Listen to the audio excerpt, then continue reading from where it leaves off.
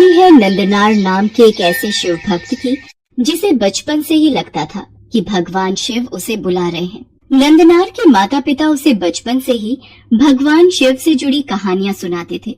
इसी कारण नंदनार को महसूस होता रहता था कि भगवान शिव उसे बुला रहे हैं। भक्त के रूप में नंदनार शिव जी के बेहद करीब आ चुका था। वो हर वक्त भगवान शिव का ही नाम लेता रहता था, पर उसने कभी शिवलिंग को छुआ तक नहीं था। नंदनार एक बंधुआ मजदूर था, इसलिए वो समाज में एक अछूत के समान जीवन जी रहा था। जहाँ नंदनार रहता था वहाँ से लगभग 25 किलोमीटर दूर प्रसिद्ध शिव मंदिर था। नंदनार हमेशा से इस मंदिर में जाना चाहता था, मगर अपने मालिक के कहे बिना नंदनार कहीं भी नहीं जा सकता था। नंदनार ने कई बार जमींदार को अपनी बात समझाने की कोशिश की, पर जमींदार नहीं माना।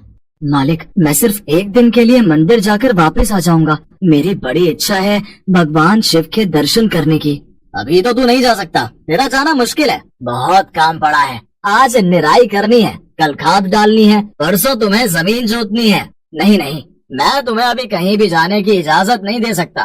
तुम एक भी दिन बर्बाद नहीं कर सकते। तुम वैसे ही किसी काम के नहीं हो, तुम मंदिर जाने के बहाने एक पूरा दिन बर्बाद करना चाहते हो, नहीं? जमींदार ने नंदनार को कहीं भी जाने के लिए साफ मना कर दिया, मगर नंदनार के मन में भगवान शिव के मंदिर जाने की इच्छा कम नहीं हुई। नंदनार बस एक बार अपने भगवान शिव के दर्शन करना चाहता था। एक दिन उसके पूरे शरीर में एक नई तरह की ऊर्जा फड़कने लगी। न जाने उसमें वो हिम्मत कहाँ से आई। वो जाकर जमींदार के सामने एक अलग तरह के गौरव के साथ जाकर खड़ा हो गया, जिस तरह का गौरव एक बंधुआ मजदूर जानता ही नहीं था, न ही उसके पास होने की कल्पना की जाती है। मालिक, मुझे बस एक बार शिव मंदिर जाने की आज्ञा दे दो, आपका बड़ा एहसान होगा। मैं तेरा क्या करूं? तू फिर से शुरू हो गया, मूर्ख कहीं के। पिछली बार तेरी माँ बीमार थी, उससे पहले बहन की शादी थी, उससे पहले तेरी दादी 3 बार मरी। अब तू मंदिर जाना चाहता है? ये सब नहीं हो सकता। मालिक, उसकी चिंता आप मत करो, मैं आज ही सारा काम कर दूंगा। कल सिर्फ एक दिन की बात है, मैं जाकर जल्दी वापस आ जाऊंगा। नंदनार अपनी जिद पर अड़ा रहा, जिसके आगे जमींदार ने हार मानकर कहा, ठीक है, जाओ, लेकिन जाने से पहले तुम्हें पूरे 40 एकड़ जमीन को जोतना होगा। अभी शाम है, सुबह से पहले तुम जुताई पूरी करके ही मंदिर जा सकते हो। नंदनार को पता था कि ये कार्य करना उसके लिए बिल्कुल असंभव है, इसलिए वो चुपचाप सोने चला गया। पर वो जानता था कि इस बार उसे मंदिर जाना ही है, चाहे इसका नतीजा कुछ भी हो। नंदनार घबराए मन से रात को सो गया और अपने भक्त की प्रेरणा को देखकर भगवान शिव स्वयं धरती पर आ गए और उन्होंने जमींदार की जमीन जोत दी। नंदनार के हिस्से का सारा कार्य भगवान शिव ने निपटा दिया।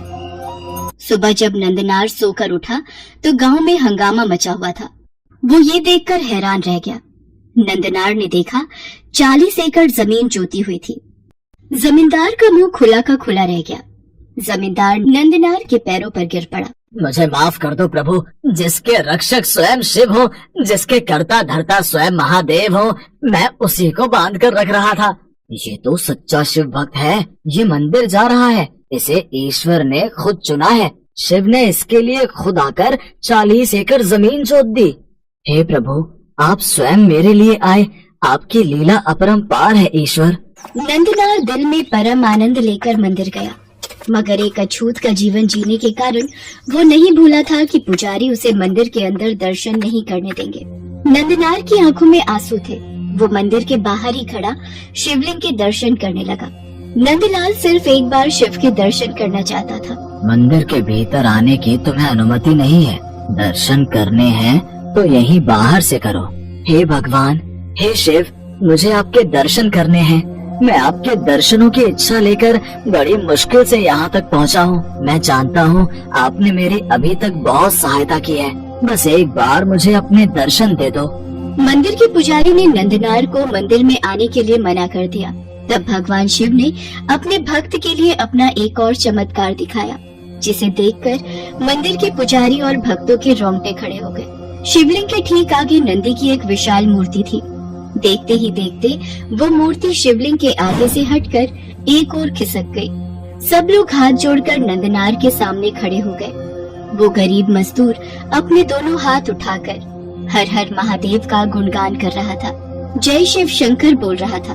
और इसी कारण जिस बंधुआ मजदूर का कोई नाम नहीं था, उसे लोग नंदनार कहकर बुलाने लगे और आगे चलकर नंदनार संत नंदनार बन गए।